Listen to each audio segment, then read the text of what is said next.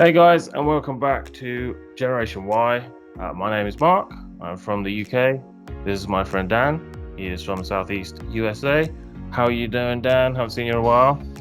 Yeah, man, it's been good. I've been busy. Been traveling, constantly on the road. Honestly, just going, and I'm going back on the road here in the next couple weeks, so it'll be good. You Cool. know, And what were you up to on the road?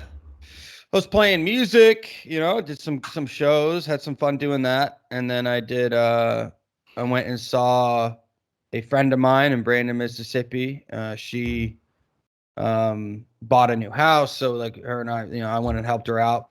And that was good. And then my car broke down on the way home, and I had to take care of that. But the guy was really cool, and he ended up only making me pay for parts. So that was cool. He was just a nice guy. He just took time out of his day and he just did it. Like Wow. pretty crazy. Yeah, I was a little shocked, especially in today's economy. And Yeah. two wheel bearings and a ignition coil, which I don't know shit about cars, but it should have probably cost me more than $400, USD anyway.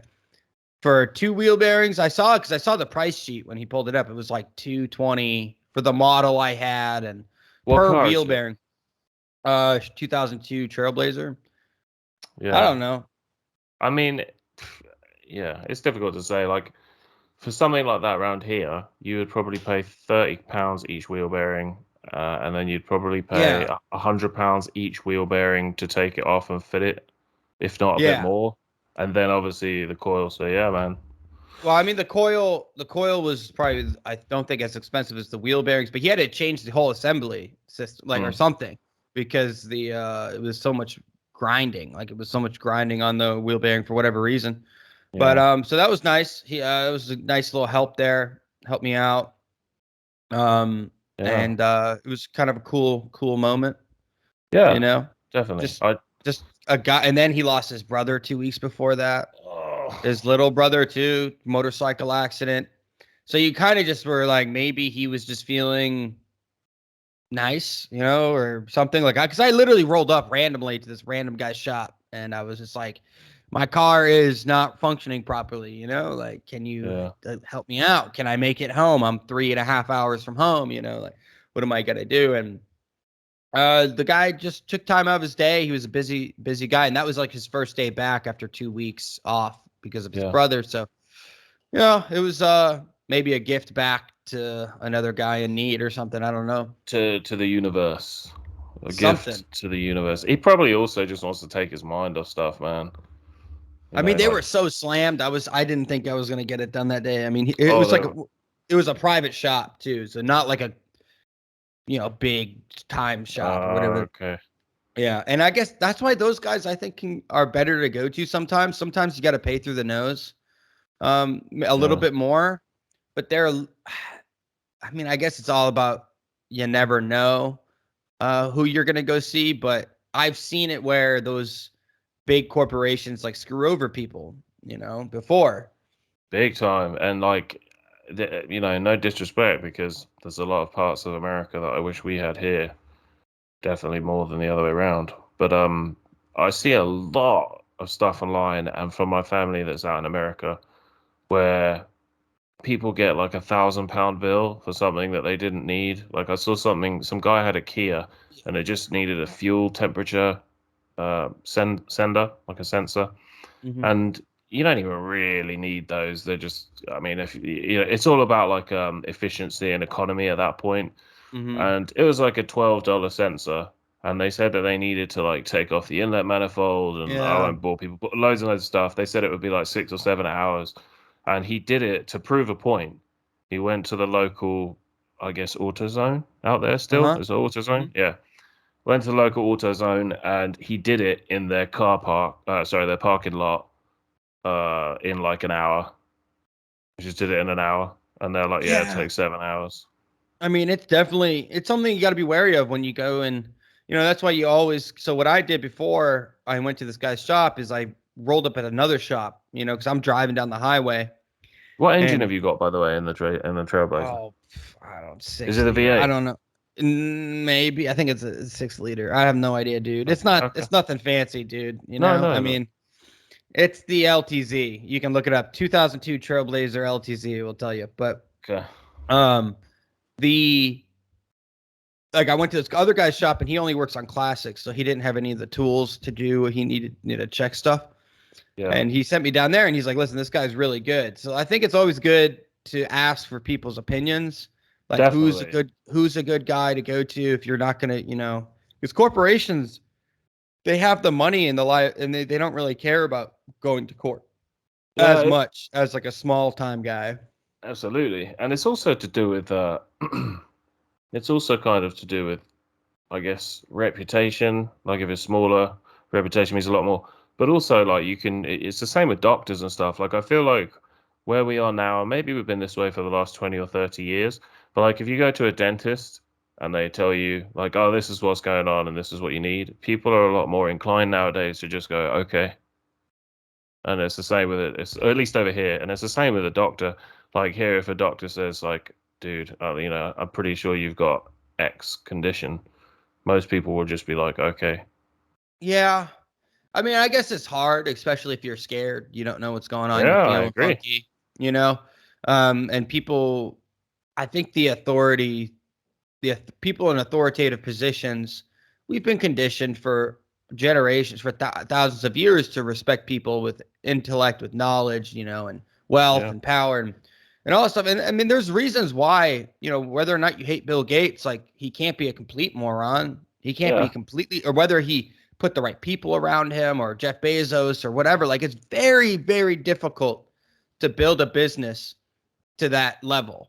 I think what happened though is like when you look at the pandemic, it's like, why am I seeing Bill Gates on the news when it yeah. comes to the pandemic? I Medical. don't Yeah, like get out of here, and yeah, I think that's a problem that we run into is just blind trust. yeah. It's like Um, you always said to me earlier on, like it's about appealing to authority or an appeal well, to authority.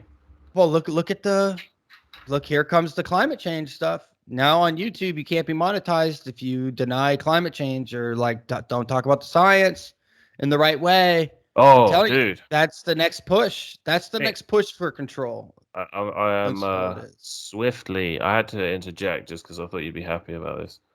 I'm swiftly uh ending my semi-pro monarchy slash mainly pro queen because obviously we all know what's going on with Harry. Uh, we all know what's going on with his dad, and Okay, hold on. Whoa. yeah, What's going on with Harry? And like, is this like, oh, no, Harry nothing, went to nothing the great. United States. Yeah, His just the fact dad that is what?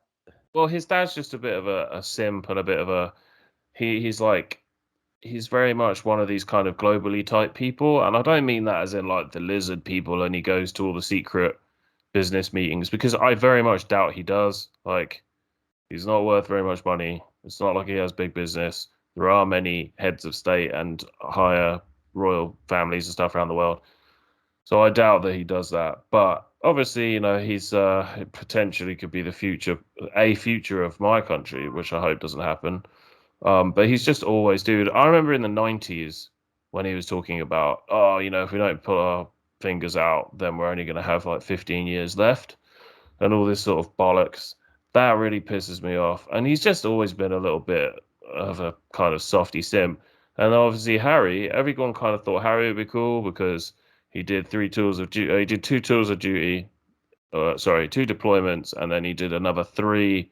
There was a gunner in an Apache because apparently there was like an intelligence leak. Um, so because they didn't know he was on the ground, and then I think the BBC or someone broke it, and so obviously they thought that it would put his comrades in danger. I hate using that word. There must be another word. His battle brothers in danger, because obviously then they would be much more inclined to kind of go after him. Just to say they've got a big name. Then why the hell would the BBC leak it? Yeah, exactly. I mean, if you have a problem with it, it just seems a little counter intelligence there or whatever. Like, wait, you're saying that this could harm people, but you're the one releasing the information. Yeah, Maybe it exactly. was coming out regardless, so they just said, "Fuck it, we'll get it out first." Yeah, So I think, at that point, Harry was known as a bit of he liked to party, and there was always fun things where like he would, with his veterans charity, he had the thing with Usain Bolt where they were going to do like a charity sprint, and at the start line, he genuinely did this, and it actually worked. He said to Usain Bolt like he turned around and pointed at something and was like, "Do those things always float there?" And just turned around and like legged it. And stuff like that made people think like, oh, he's kind of cool, he's kind of fun. But now we know what he is now, like how he's been acting for the last 3 or 4 years. And I, That's more than money. That's my opinion. yeah, maybe. And then obviously, like to see his brother, who in theory is probably going to be the next to the throne, start apparently. He's yeah. I heard some of his speaks. He's starting doing some of that woke crap. Yeah, so I'm not having that. Like the second the monarchy go woke, I'm completely done with that. I'm not having that anymore.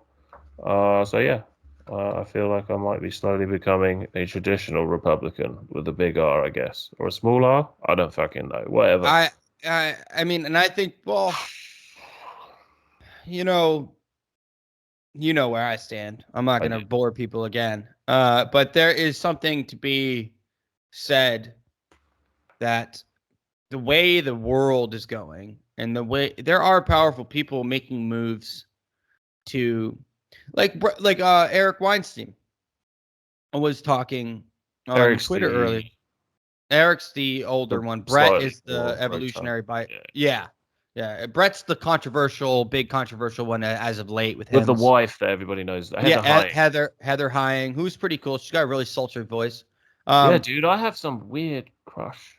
I need to yeah, keep that there is quiet. like this I need to keep nerdy. that. Yeah, like there's something about her. She's like that kind of probably that nerdy, ugly chick in The college. biology teacher that you fancied, but you weren't really sure why you fancied her. No, I'm saying she's like the nerdy, maybe like kind of like not the most attractive chick in college, not ugly, but just kind of like Yeah, neutral, just like a passive, 6.5. like a 7 maybe. Yeah, Like maybe pushing a maybe 7. maybe if she's wearing like she goes frisky and wears like a skirt one day I was and just she's thinking that. something weird, like you might be like, oh god damn, dude, like Yeah, something a little off. But now that she's like an older, more mature woman and intellect is an attractive quality too, and definitely.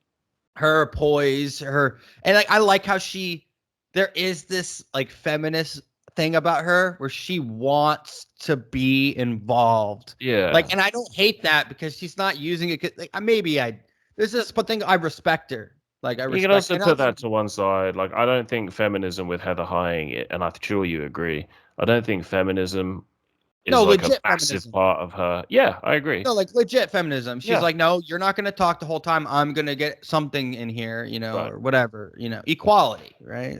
As we Yeah, try. yeah, like kind of egalitarian. I feel like she's probably more, excuse me, sorry. It's like a more egalitarian, but it's just called feminism because we haven't kind of grown out of the 70s. But Yeah. anyway, yeah. I have had a bit of a shit time as well with cars. My alternator, and I am a petrol head. I've probably worked on 100 cars. I've owned over 70 cars. I used to import cars from Japan. And seeing how nuts Americans have gone, because you have that 25-year law in most states where you have to wait 25 years before you can import a car from Japan.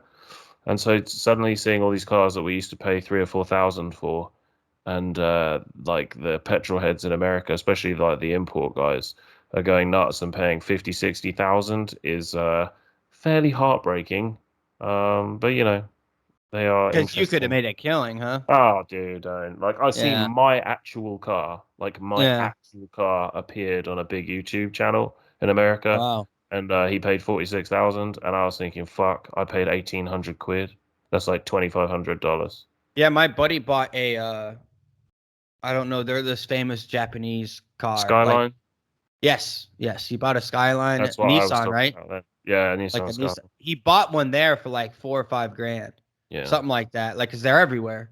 And he bought Yeah. one. It had like 50,000 miles or whatever the equivalent of. So it was used, but to get it shipped back to the United States was so difficult, and he had to pay like because it was his car. So I don't think the military could tell him no, but he had to get all this approval from like the U.S. government, the Japanese Yeah. government, all this, and it ended up being like 2 or 3 grand just to get it to be it's able to be like I say, shipped. there is a rule, and I don't know whether it's federal or state, but it seems to me like I don't. Okay, I'm pretty sure it's 25 years because I know No, that I think many. you're right. His was old. It was an Mm, older. It and wasn't that new. like the skyline I was talking about, although I had a few, but that one that I saw in a YouTube video, and they were talking about the VIN, and I saw some of the modifications that I had done to it, which is how I knew it was mine. And then we ended up talking back and forward, and there was like a sticker from the clutch I put on it. That was what made me think that has to be my car. And anyway, yeah. So that was a 1991, so that would have been legal in like 2015, 2016. And obviously there were some cool Japanese cars before that as well in the late 80s. So anyway, yeah, but on my car, the alternator basically went up in smoke and nearly caught the car on fire. So I had to replace a headlight, the alternator, the Holy battery, shit. some wiring, and it's just been an absolute fucking nightmare. They don't build cars like they used to. They're all clips. Everything's like a plastic clip and a plastic screw and a plastic riv nut or a plastic. It's not like it used to be where it's just a bolt, a nut, a Like, bolt. yeah, my 86 El Camino was like even an idiot like me could fix it for the most part. They're I had to lovely change out my cars. alternator or Oh, like, I forgot you had an you El know, Camino. You bastard. yeah, 19 yeah, it was good. It was a good car for a while. I kind of missed the damn thing. But there was something so simple like a meathead like me. Yeah, I know a lot about guns and shooting and stuff like that and Mm, explosives, but I would sit there and go, like, I opened this thing, I don't know. But these mm. cars were so simple Yeah. in comparison today, and there's no computers. Mm. There might be some sensors, whatever, but that was about it. Yeah, and mostly it's about meeting European regulations. And there's no offense to our European followers, but um, for example, they're not going to bring the new Nissan 400Z or 400Z if you're English or Australian, New Zealand, to the UK. Sorry, the whole of Europe and the UK, just because Japan can't get it to meet the emissions that it would Uh, need to get to the EU. And it's the same with a ton of other cars. And so, but yeah, see, like, that's part of the control, though. That's yeah, part of it. Like, and this is the thing that pisses me off the most about these climate change appliers. Okay, we have climate change deniers and we have climate change appliers. I'm making this up right now, so I'm not saying I've thought this out thoroughly, but the people that at any cost everything is applied to climate change. Every single thing is applied to it. And yeah. it's like I'm not saying climate change doesn't exist, but I just know Well, there is definitely climate change because we've seen it for millions of years. right. But what I'm saying, like, Man-made how and much like control heavily. do we Yeah, actually have over our Earth's climate? I don't know. The yeah. more I think about it, the more hilarious it seems. Like, oh, like we can control the Earth, like the Earth, we can. Especially in like 8 years. I think that's quite Oh, optimistic to think that whatever. even if we did, yeah, but even if we did cause, like, let's say we added an extra 20% to what was already a changing climate, to think that we can reverse that in like 8 years Yeah. is Well, crazy. you're not reversing anything. It's impossible to reverse the Yeah, cycle. but you get what I Oh, mean. no. I know what they would say, right? Yeah, That's definitely what the oh well, we reverse some of the things. No, it's all about you got to take out the conspiracy nonsense and like lizard people. This like it's fun. I get it. But dude, at the end of the day, people, you're the one suffering, yeah, not the corporations, not the governments. You're suffering. You're the one that can't get the car that you want from Japan because of absolutely. regulations. You're the one that is like these cars are getting so complicated so that the only subject matter experts can and those companies can fix your cars. Yeah, Because what they're going to do, which we're already seeing in California, is they're going to ban gasoline vehicles and yes. diesel, like at least for us. I mean, the state will be able to use it, no problem. Oh yeah. But we've Biden will got to. still have his Corvette Stingray, Oh, of and yeah, course. yeah. They just banned in California gas lawnmowers and gas leaf blowers. You are taking the piss. I'm not. Listen, I'm not. They banned Yes. gasoline lawnmowers. Yeah, yes. And who is that going to harm? What about all the landscaper businesses out there and all those Everyone. guys that go, well, like especially the landscaping business guys? Yeah. You know, well, your price is going to go up because you just had to buy all new equipment to meet the. Listen, every single rule that is applied from the government only affects the people that aren't in government. Mm. When are we going to wake up? And this is the problem. It's like I sit there and I go, why can't I, myself, I find a manufacturer that I'm like, hey, I want to get this part for my car. Mm-hmm. And we work out a deal and it's done. Or I go to AutoZone and do my thing. But it's like, why are they making everything ever more complicated? Like, why can't I go get a 1967, whatever, and get the parts that I want for it and fix it up and drive it? But they'll say, no, you can't because of climate change. Mm. And I just, it's fucked up to me, you know? Oh, I agree.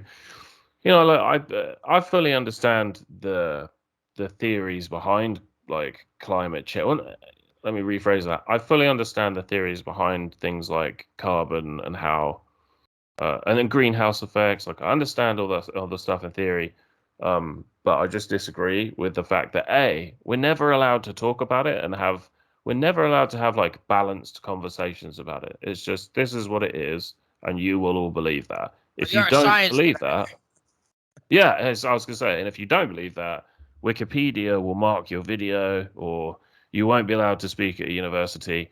So we can't even have like we talked about this before briefly. I remember when NOAA, which is something along the lines of North American, I don't know, but it's something to do with the oceans, and they help shipping and they help fishermen, and as a part of that, they also get information with sea level and stuff like that. And they lied by like 75% in terms of like the rising of the seas. So, for Yeah. example, they said it was 4 centimeters. It wasn't this, but they said it was 4 centimeters or 4 inches or whatever, and it was actually only one. So yeah, it had risen, but they're massively exaggerating it because they want the correct uh, input of funds, and like that these people get paid good money. Like if your Oh, job is to keep tabs on that stuff, you don't want to lose your nice 200 grand a year job sitting at a computer checking the or occasional piece of info. you get $100 million grant from the U.S. government, like, Yeah. and you get a new boat and you get to go out and do more research and this and that. Because what we've done is through scientism and corporatism, when those merger and where they become lucrative businesses, Mm, it's this green energy has become lucrative. There is yeah. no doubt that green Oh, energy has become very lucrative, it's an but absolute racket. but because of usually what? Because think about, let's look at solar panels. For a long time, a That's lot of important. people, they would do it because they were off grid, homesteaders, maybe, like you lived in California, you got a lot of sun and you wanted to lower the cost of your energy bills or whatever. And it was free choice. It was your choice to do it. Yeah. And what they do is they introduce it, just like what we saw with the pandemic is a perfect example of how governments function. The Hmm. pandemic is an accelerated example. And the lessons that should be taught from this: one, we have a simple task given to the majority. Hmm. 2 weeks, 2 weeks, people. Okay, you meet that goal. Well, 2 weeks more. We meet that goal. Everyone just stops talking about timelines. Everyone just stops talking about, because right now we have 10 years, 12 years, 14 years, 8 years, whatever it is. We have this timeline. Once we blow past it, they're just going to stop talking about timelines, because during, just like we saw in the last 2 years, the first few months are the initiation stage, the predictive programming stage, where everyone gets, I don't like this. Okay. I'll give in. I will lent, and I'll do it for 2 weeks. All right. Well, 2 weeks is really not that long. I guess I can do another 2 weeks. Well, you know what? The government's issuing an eviction moratorium, which means I don't have to, because I don't have a job right now, I don't have to be fired, or Mm, I don't have to be evicted from my house. yeah. So the private government seizes the public government seizes your private property. And then all of a sudden, we're moving on and on. Now we have a supply chain issues. Restaurants are constantly going out of business. We have riots where the government does nothing about it. They just let it happen. They just protect their buildings and let it go. And you're just seeing this escalation. Now we're 2 years into this where we can't even legally conduct a vaccine mandate, says Joe Biden, says Nancy Pelosi, Chuck Schumer, and all these Democrats. Well, we don't even have the ability to do that. Oh, but we're gonna this is when he was running. They're like, we can't Oh, legally but do it. yeah. Yeah. Yeah. Like, and even when he got in, he's like, listen, I'm not gonna mandate masks, like all this stuff. Fucking liar.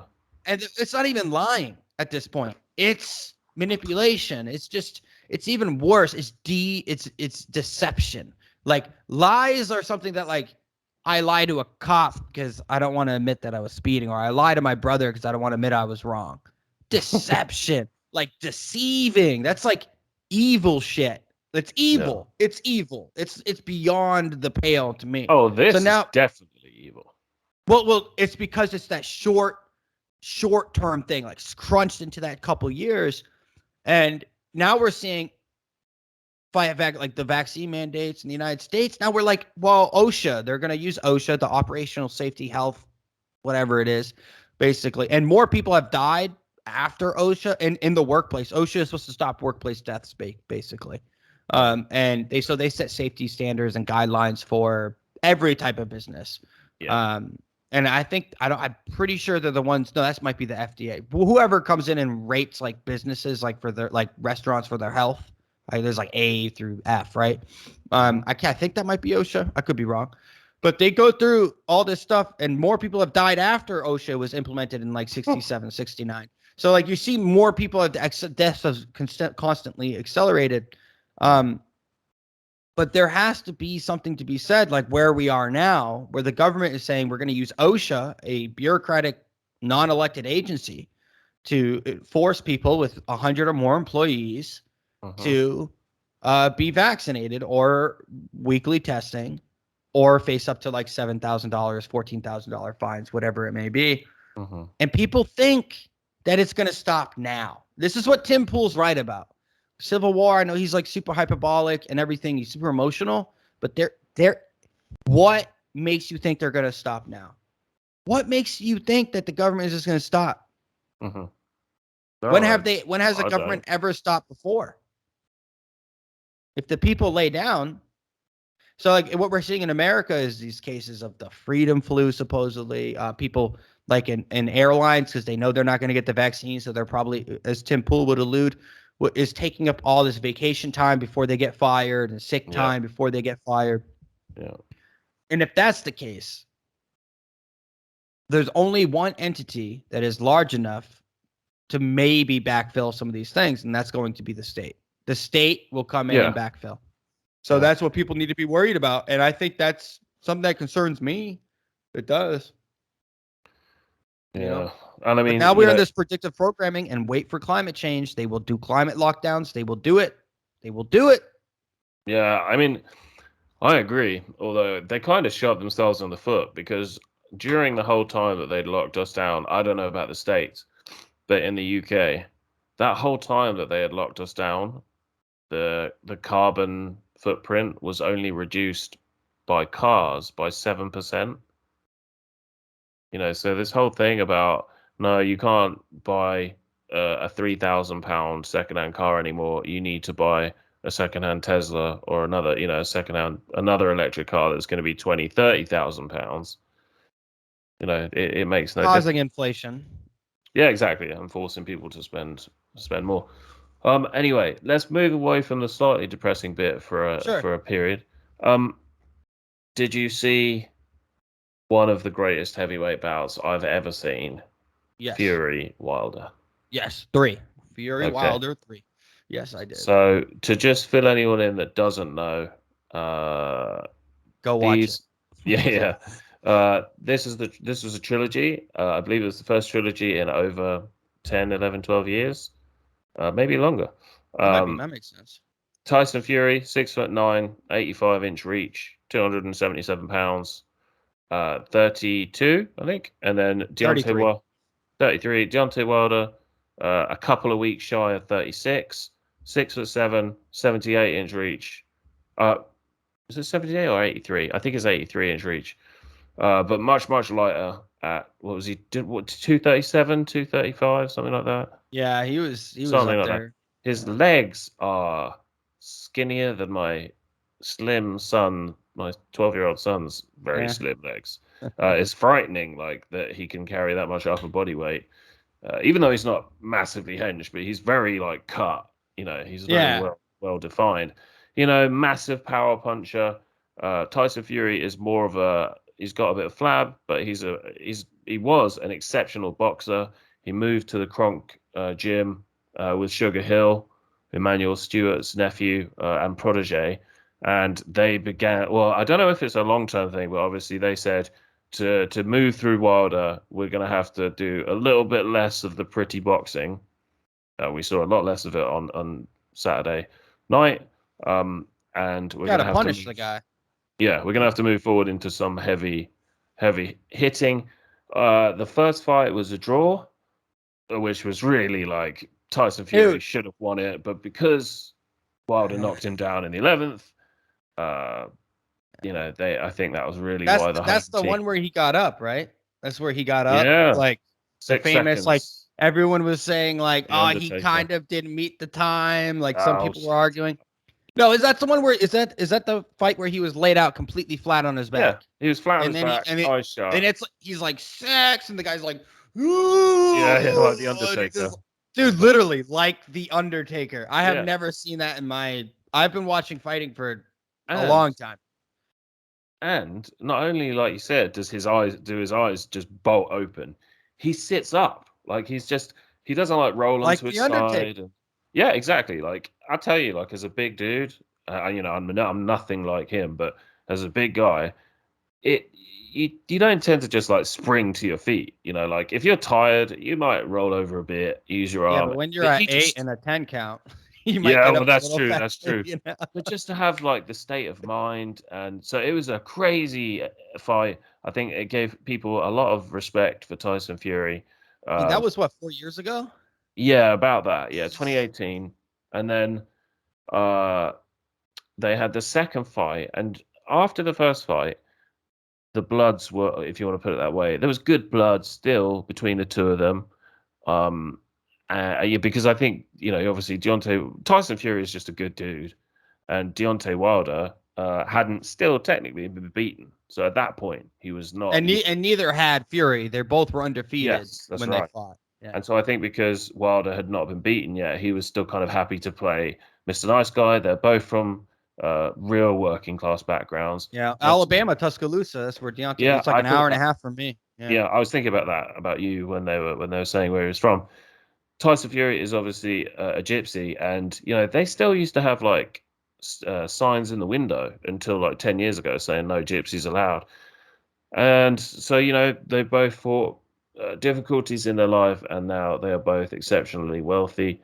You'd say Tyson Fury has a slightly better resume. Everyone likes to talk about resumes because, to be honest, like I'd only really heard of one, maybe two people that Wilder had fought before Fury. Klitschko. Right. Klitschko for Fury, but I'm talking about Wilder. Oh, Wilder, dude. I don't even know anyone. Dude, It's definitely the most prominent Luis person. Ortiz was a good boxer, but he was 40 odd. Yeah. Good southpaw from Cuba, 6'2", built like a brick shit house. Reasonable puncher, but just an amazing southpaw boxer, dancing around. Similar to the Fury thing, was winning every round against Wilder. But But like Teddy Atlas says, he's got that eraser. He's got that yeah, that eraser. weird waste. Yeah, I love Atlas. You know, He's hilarious. every fight, like he just looks like someone that can't box. This is Wilder I'm talking about. Looks like someone he can't box, and then out of nowhere, he constantly tries to set up the 1-2. So he's always looking for the reach jab to make sure that you're Uh-huh. within his distance, and then he follows it up with this strange mixture of a kind of overhand right and a straight right. But whatever the fuck it is powerful as shit. A lot of people say It he's the it most powerful puncher that there's ever been. So more than George Foreman, you think? I mean, George Foreman looked like a I don't. monster. I think that George Foreman is the most powerful I one. mean, did you just see those Very, videos of him and Joe Frazier? Go watch that fight with dude. He put Joe Frazier down like 3 or 4 times in a yeah. round or something. Like almost killed the guy. Like Listen, literally. I agree. I'm a massive fan of George Foreman, but Me too. you know what humans are like. Like if you're 20, you're not that old yourself. You're only what, Uh-huh. 29, 30, 29? Yeah, I'm gonna turn Like 30 this upcoming year. Yeah. let's say that you're 20, 25, even 30. A lot of people, if you're a bit of a casual boxing fan, the furthest you're probably going to go back to is like a late Mike Tyson. So most people, I don't think, would remember people like Jerry Kearney Mike or Tyson could hit hard too. oh, absolutely. I But the only mean, thing I keep telling people about this recently is Mike can hit seriously hard, great boxing style with the peekaboo, the two hands like this, pop up, bosh bosh, the double body punch and then the uppercut. But he's 5'10" and 200 pounds. And don't get me wrong, I love Mike Tyson, probably my all-time favorite, or George Foreman. But I just think we're in slightly different leagues now because, Mike Tyson was really good against taller boxers. In fact, I think he was never bigger than his opponent ever in weight or height in his entire career, which is he was like a little ball of muscle. Yeah, it was like a pit bull. Wait, who is your favorite fighter of all time then? For George Foreman. Early George Foreman. I'm talking when he was a psychopath. And he looks back and says, I was a psychopath. He was a murderer. He was really trying to kill you. Yeah. So I like George. Don't get me wrong. I like George. I do. Like, young George is my favorite. And then I would probably say Mike Tyson is my second. Who's the best of all time? Oh, I hate that because it's so difficult. Well, no. Like, I just let's say heavyweights then, not like of all time, of all because I like Sugar Ray Robinson from way back. Way back in the day. He fought like 300 times or something. Like, he's crazy. But I like Jack Johnson from like 89. Oh yeah, Jack Johnson married a white woman in the Yeah, he didn't give a fuck. Yeah, that's one of my. Well, I think for back then, 6'1", 225. Heavyweights back then were like 5'10", 200. You put a guy that's 6'1", 225 in front of me, and he knows how to box, I'm probably gonna die. Like, if they really, like, that's a pretty tough. If I have a gun, we'll discuss. But, Yeah. But there has to be like, so you think all time for heavyweight? If I'm going, like, I'm surprised you haven't said Ali at all. Yeah, people hate that about me. No, I'm not talking shit. Like, I respect the choices you've made, but can't deny Ali was the first real, like, let's just go over his record. Yes, he's lost a couple of times. The last time when he lost, I think against Buster Douglas. I think Buster Douglas, he already had like signs of dementia. No, like, that was his first loss. Oh, sorry, did you say first or last? His last loss. I thought his first loss was it Buster Douglas? His first one was to Buster Douglas, yeah. Okay. Well, whoever his last one was, he got beat by. He got beat by Lennox Lewis. He got beat by. It was the last one. It might be Lennox Lewis then. It might be. Because he only got beat 2 or 3 times, I think, in his career. And the last one, he was literally like a dementia. Like, he already had on. I think it was 5 times. He got beaten by a couple of fairly middle of the road British boxers as well. At the end of his life. Yeah, at the end of his career. Yeah. He was done. He was just doing it for money, and his brain was already losing it. He was slow. So wasn't training hard. So Mike got beat. And like I say, I love Mike Tyson. Mike got his first defeat was against Buster Douglas. No, I was talking about Muhammad Ali. Oh, I thought you said... Keep going. I don't know why Buster Douglas. I couldn't remember the name of the guy, but keep going. That's fine. That's what put it in my head. Well, with Mike Tyson anyway, James Buster Douglas, Evander Holyfield twice, Lennox Lewis, Danny Williams, Kevin McBride, which was the most ridiculous one. Evander Holyfield is legit, though. Oh, and he was a cruiserweight. Yeah. He was a light. He was light. Yeah, he was not like a heavyweight. No. Did you see what happened to him against Steroids Belfort? Yeah, it was harsh. Yeah, I mean, he's old, man. You can't, like, he's 60. He's 60-something. Yeah, he might be 67 or 63 or whatever it is. He's not 67, but he's around 60, man. And that is, when you're a little bit punch drunk, and, even the best defensive fighters are going to be a little bit punch drunk when they're 60. I mean, from CTE. If someone's trying to knock your head off every fucking, like, it's going to happen. Like, you're going to get damaged. Yeah, absolutely. I don't feel bad for them. I think that, some people do, like, feel bad for Muhammad Ali, like, and see where he was. I'm like, dude, that guy lived harder and faster and better than most people do in their entire lives. Like, and I feel bad, like, for him, his mental part, I guess, like, but I don't feel bad for him. You know what I mean? Like, he knew it. He was, if you don't think getting punched in the face by dudes who weigh 250 and big, I was gonna say, and also big, as hard as they can. Yeah. Like, as hard as they can. Dude, when you watch the Thrill, was it the Thriller in Manila? Is that Joe Frazier or is that the George Foreman fight? I can't remember. I always get the names confused. Rumble in the Jungle is That was George Foreman. That was Foreman. Yeah, Rumble in the Jungle. Great names, man. They really were great Yeah. names. But Rumble in the Jungle. I mean, go watch that fight again. He gets beat up. Like he's getting like punched hard for at least 4 or 5 rounds. Like as hard as Foreman can do, give it to him. It was pretty intense. But just to correct my mistake, because you were talking about Cassius Clay, Cassius Clay, yes. I'm going to talk about him as Cassius Clay because when he turned into Muhammad Ali, he became a little bit racist. But I can forgive him that. Anyway, so his first loss was Joe Frazier. Joe Frazier, yep, that would be. That was Muhammad Ali's first, and that was a decision. And that was back in the 15 days, the 15 rounds. God Yep. damn. And they went like, dude, go back and watch those fights, man.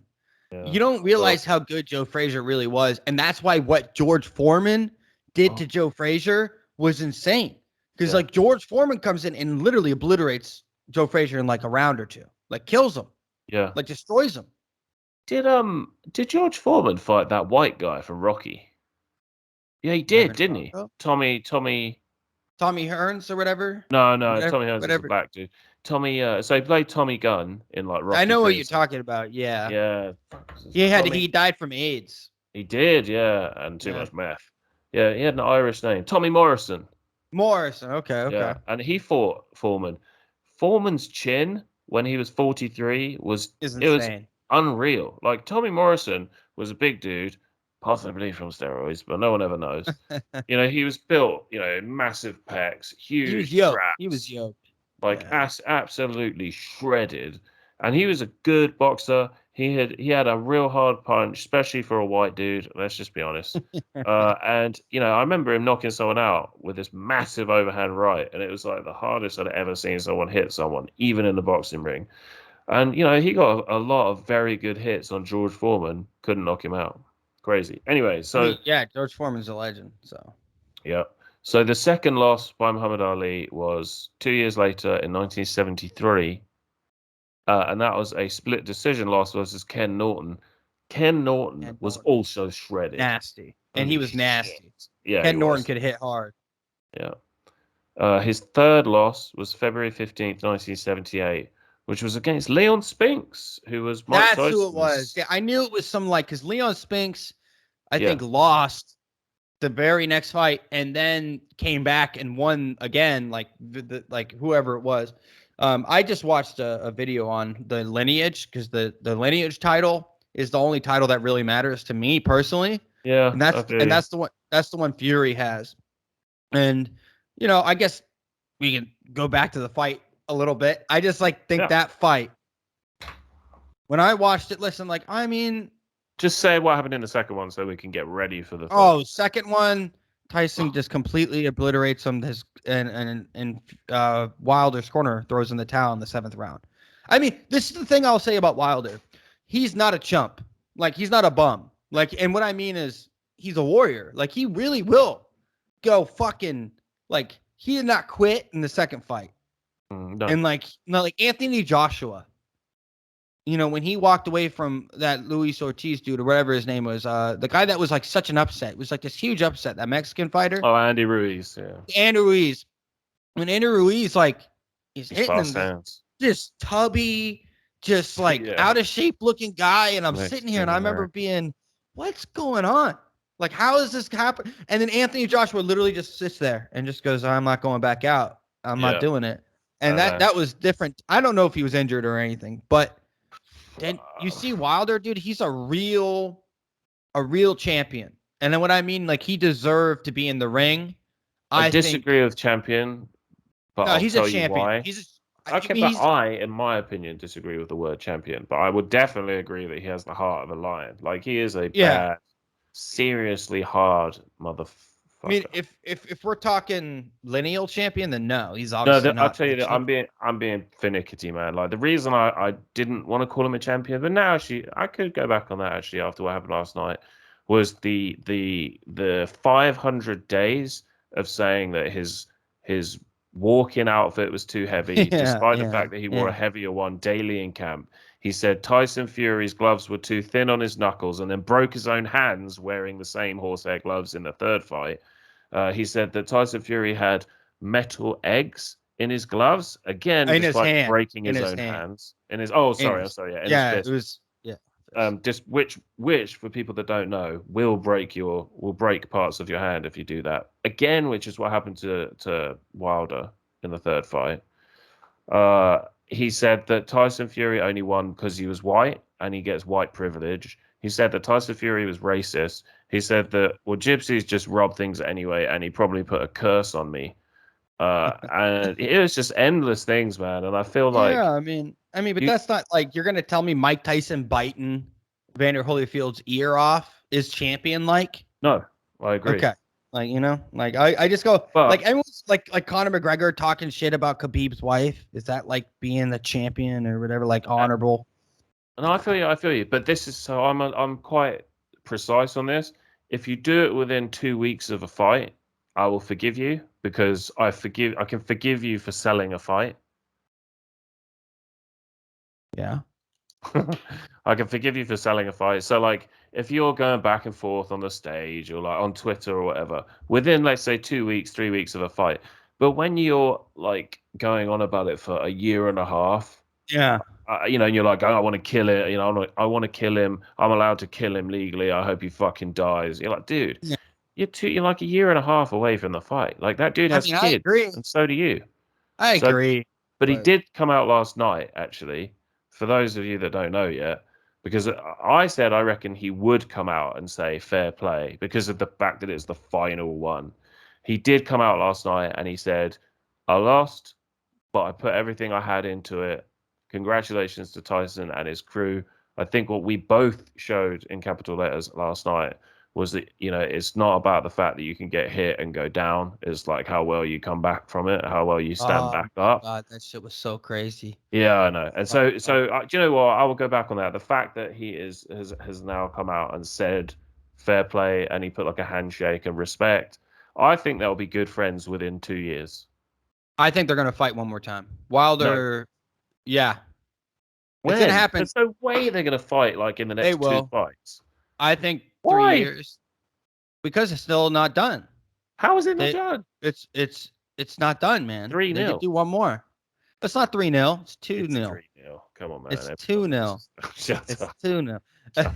It's 2-0-1. Listen, I'm not averse to it No, happening. don't get me wrong. I'm obviously I don't think it was really gonna happen, but would you pay to see it? Yeah. Yes. Fucking right, I would. I want You know what I nothing mean? but Like those you two just for the next 10 years.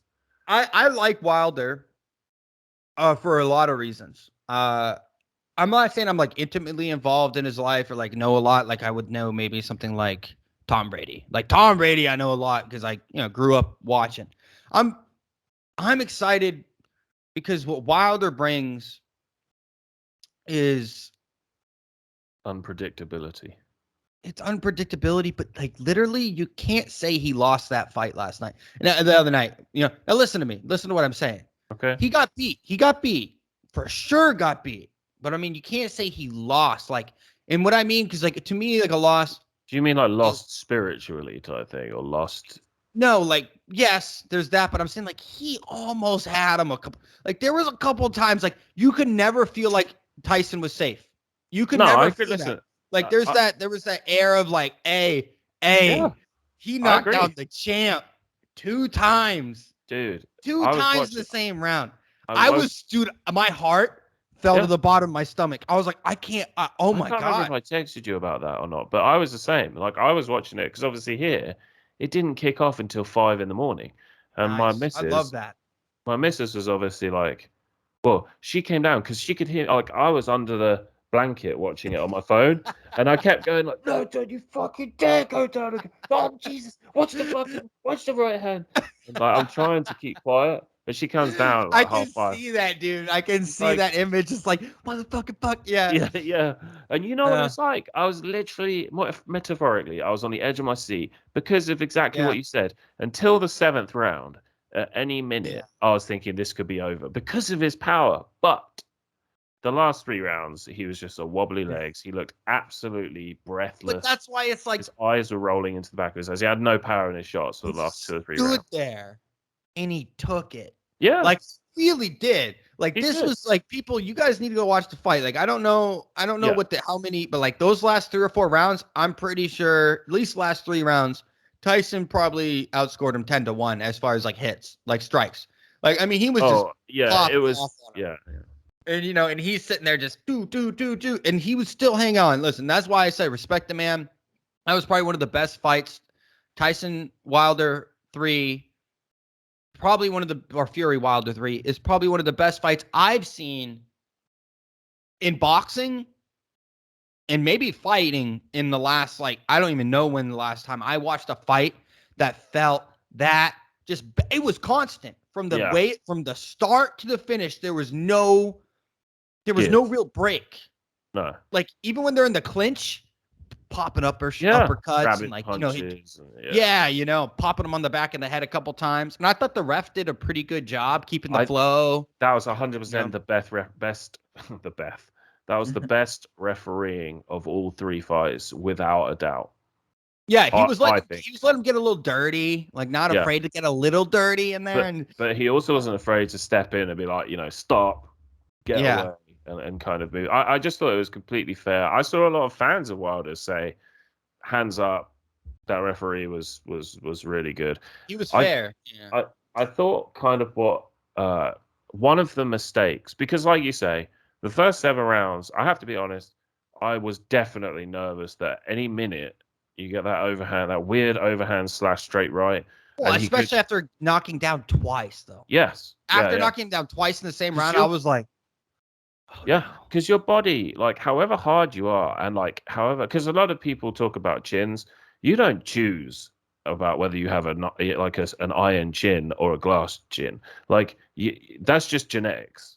It becomes worse the more damage you take in your life. But like, if 2 fresh fighters step in the ring, it just genetically, one of them can have a real good chin, and the other one can maybe take 1 punch. In fact, his brother, Marcellus Wilder, he was, the last fight I saw him in, there was almost like no action for a few rounds. Or I don't know, I can't even remember how many rounds it was. And then out of nowhere, the guy did, I would say, a medium strength left, I think it was like a left hook or a left straight, medium strength. I mean, when you can tell because of the speed, you can just kind of like, speed boom. Like, there was force there, but it's Exactly. Yeah. Like, he didn't put all of his body into it. Didn't twist. And it knocked him clean out.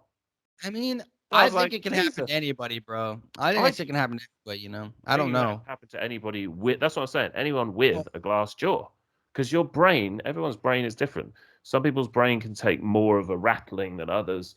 And I think that's what you get with Tyson Fury, is that just, his brain can take more. However, that's what I was saying to someone yesterday, it's all very well saying some people are lucky with that, that iron jaw.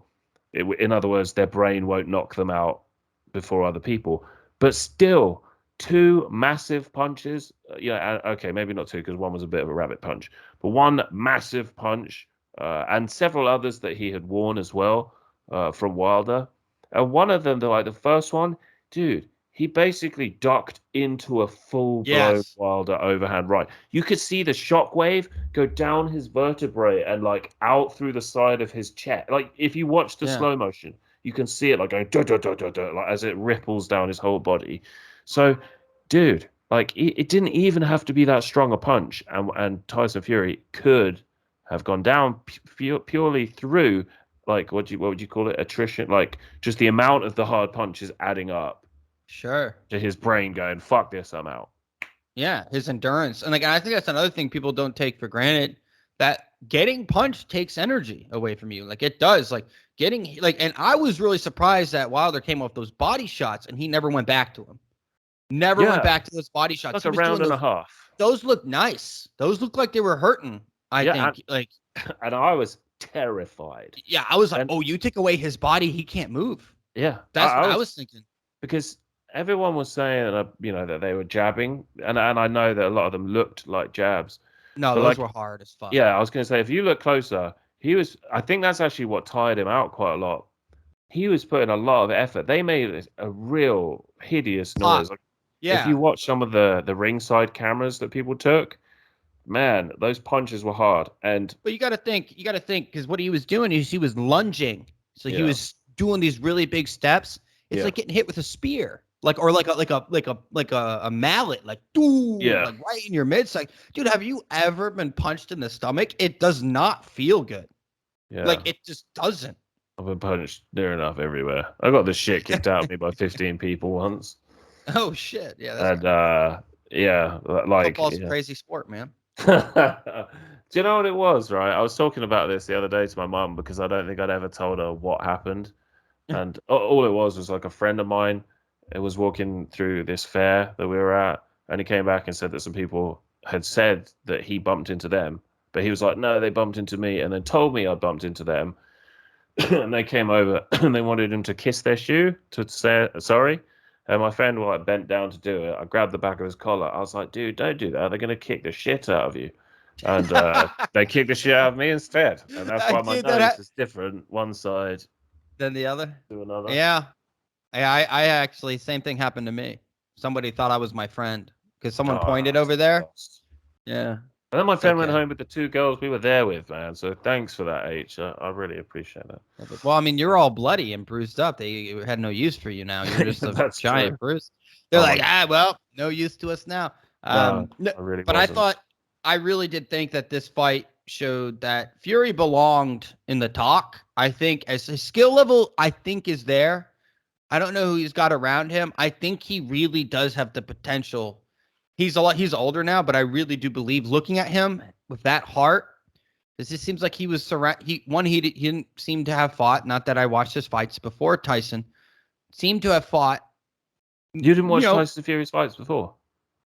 I got out of boxing after De La Hoya Yeah, retired. Like I I never really went back. I know Canelo. I know was it Lemachenko, yeah, Triple G. Like I've been on the purview, but yeah. this is why I'm saying Tyson is. Oh, you should go back and I watch think them. Tyson. I think I've been going back and watching some old He Tyson is a fights, like the Klitschko. seriously good boxer. No, I think Tyson could beat Muhammad Ali.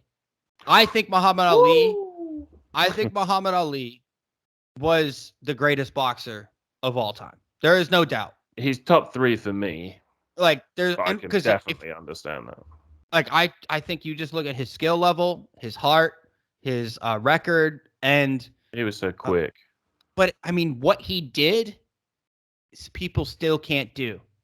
That's the problem that people I think like misunderstand about Ali. Even Tyson couldn't do what Ali did. Tyson Fury is the first person I've personally seen, like a Lemachenko. Like they float.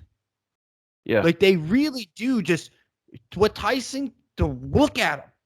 Look at this fucking soft old boy, and he Mm. is so athletic, and he can move around that ring.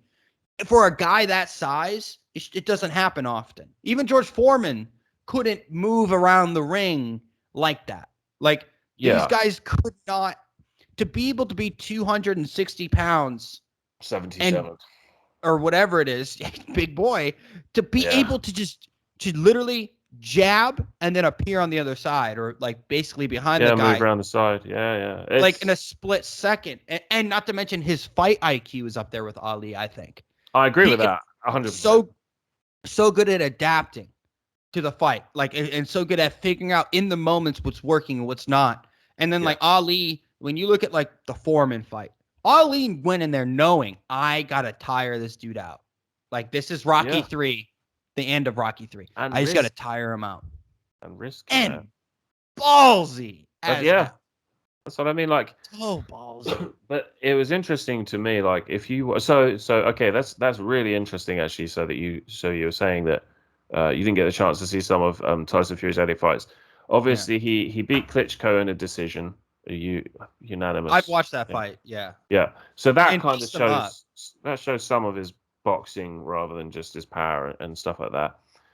He beat uh I'm sure he beat Otto Wallin, who's like ranked 6 or something, and is about to is kind of on the cards for maybe a Ruiz fight or even a Wilder fight. But he is also going to fight, I don't know, somebody else. Swedish guy, built like a tank, 6'3", more of a traditional heavyweight boxer. 6'3", built like a tank rather than 6'6", and sort of more slim. He beat Derek Chisora twice, who's a good, solid heavyweight. He beat the Hammer, who's like a German guy, good boxer. And he's always had a slightly different fighting style each time, but normally it was very boxer-ish rather than brawler-ish like Deontay Wilder. And then obviously he changed and this is why when people were saying it was a race thing, or the reason that I believe the conspiracy theories is because he's English and we're American, so he support the American. But like Tyson Fury said, I'm named after a black man. My trainer is a black man, and I'm trained by an American in Detroit. Well, Detroit, Las Vegas, and places, a few other, and they do some over here as well. But when he went to Sugar Hill, which was after the first fight, that was when I'm sure he started obviously fighting with trying to get more power. But I still think it was interesting and less kind of tippy toes and the Matrix style, which he's done before. Yeah. I thought it was interesting that he often, and especially in the third fight, actually sat back and just watched. Like that's something he will do a lot, is give you round one so that he can see what you're doing. How you feeling? How you vibing Exactly. out Exactly. How there? you moving? What's your breathing like? Are you What's your stiff? distance like? Right. Exactly, man. Yeah. Exactly. So I was very worried when I saw Wilder actually boxing to the body, but I was terrified because I was thinking at some point, if it starts to get a bit painful or he's too many He's got to shots to the drop down. spleen, Yeah. he's going to bring his hands down to guard his spleen and his liver, and then your face is it's terrifying. But like I say, when I look back on the fight.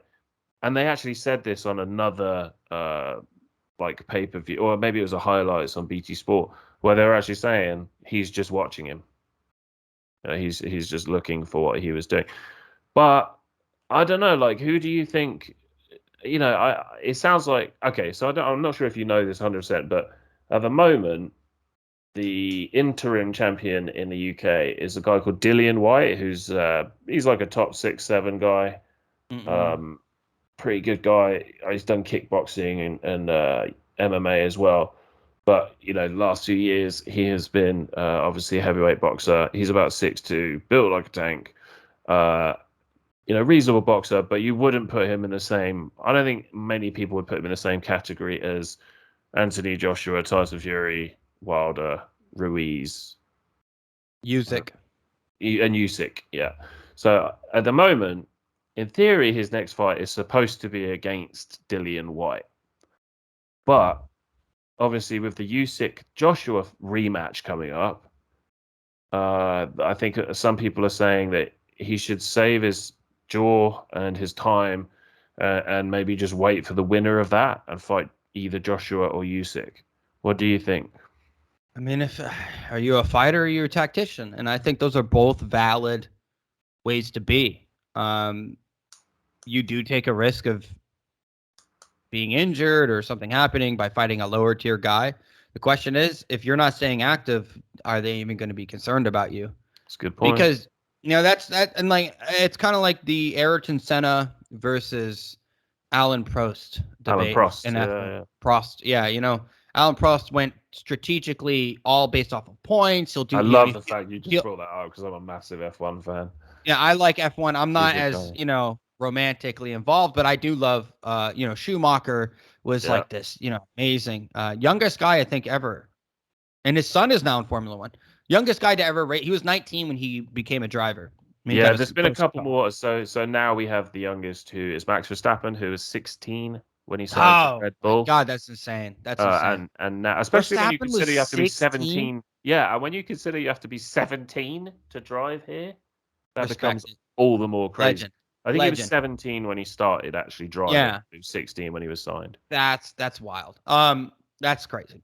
I love it. Sorry, But Toro Rosso, Red Bull's feeder team. He did a year with Toro Rosso. And then Toro Rosso, yeah. I've watched that show on Netflix, Drive to Survive or something like that. Yeah, that's cool, I think. Yeah, it's pretty good.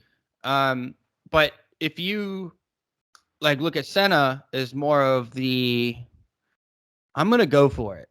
every fucking corner that I can break into to beat you, and Yeah. I don't care how close I get to the Yeah. wall, to the edge of death. Rest in peace. Absolutely agree But with. but you just like, but you just gotta sit there and go. I think Pouring if one you out want to to, the homie. yeah, for sure. But Yeah. if you want to be like a Senna, I say you go for the fight, you go for the win. Do you love fighting or do you want to be the champion? And I think you can do both. I respect guys that go out and do high volume. I like Yeah. guys that will be like Dan Hooker in the UFC. Just came from Oh, New Zealand. respect to the hook. All this bullshit that happened within New Zealand and their government and their fucking Such trash. fucking stupid. And he 55 fought, days you would have to spend in yeah, the. quarantine type stuff or something. Yeah, Yeah. it's ridiculous. And I don't know if you saw Israel Adesanya said he would never fight New Zealand. Wow. Yeah, he I said he would love never Izzy. fight. I I like love Izzy too. He goes like, I don't, he's like, I'm not a fucking patriot. He's like, I'm not a fucking this and that or the other. Did he He's like, really? yeah, because he goes, and I think it's a fair Yeesh. point. He's like, I don't even wear my African flag. He's like, Yeah, that's I, fair enough. and so I'm like, hey, like, he doesn't give a shit about New Zealand, the government. He likes the people. It has Well, nothing, yeah. and I think that's fair. Like, to me. New Um, Zealanders are great people. yeah, I think, well, this is the thing. Every single person on earth, for the most part, are pretty good people, I think. I Yeah, would say 75% of people on earth are probably relatively decent, everyday like people. It's the governments that make people crazy. But we have this story that I think is going to be coming forward with like someone like Tyson fights the best because he is the best. Tyson Fury.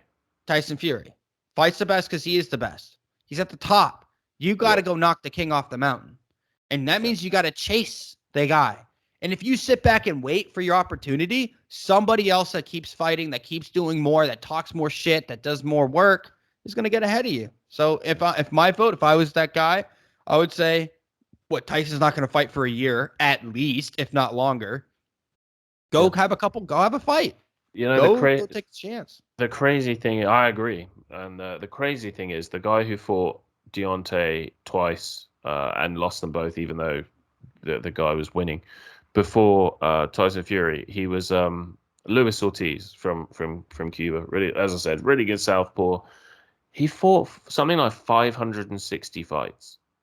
Exactly. That's got to be 560. amateur too. Some of it was That's amateur, yeah, of I'm course. but Like, most of it probably yeah, was yeah, yeah, amateur, yeah, like yeah, for yeah, yeah, yeah. 450 of But them or something. but yeah, probably. But like, still, just to think that someone's had 560 boxing matches.